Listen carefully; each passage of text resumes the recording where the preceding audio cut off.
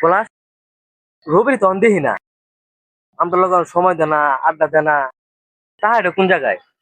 কইতে পারি না, ইদানিং দেখি একা একা মন মরা হয়ে থাকে, আমাদের সাথে মিশে না, কথাবার্তা কয় না।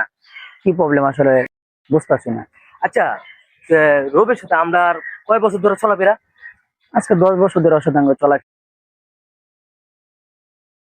কিরে বন্ধু, কি অবস্থা তোর এই জায়গা সবাই? এই তোর কথাই ভাবছিলাম, কই আসছিলি? এই তো একটু দিকে আসলাম কাজ সাইডে। কি অবস্থা আলহামদুলিল্লাহ ভালো আছে। পলাশ, কি অবস্থা? এই তো ভালো। দেখলে কথাবার্তা কও না, দূরে দূরে থাকো। বন্ধু, সমস্যায় আছি তো, তোদের একটা কথা বলার ছিল আমার। আমি তো কিছুদিনের মধ্যে বাড়ি চলে গেছি, হঠাৎ করে আর কি সমস্যা, ফ্যামিলি প্রবলেম। পলাশ, তোরা কথা বল, আমি যাই।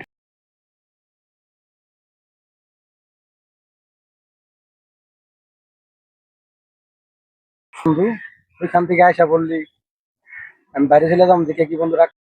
দেখ বন্ধু, লাভ করবো না, কি করবো? তুই বন্ধু বাড়ি চলে যাবে, আমাদের বন্ধুত্ব আজ কয় বছর তুই নিজে বল? 10টা বছর বন্ধুত্ব চলাবে না, তুই বাড়ি চলে যাবে, হাওয়ায় বাসলে তো বন্ধুত্ব আর ভালোবাসা ভুলে যাবে। বন্ধু শোন, আমি বাড়ি চলে যাবো এই না, বন্ধুত্ব নষ্ট। যতদিন বেঁচে আছি এক বিন্দু বন্ধুত্ব নষ্ট, এটা নিয়ে তুই টেনশন করিস না। কথা দে, ভুলবি না। সারা জীবন থাক, যতদিন বেঁচে আছি।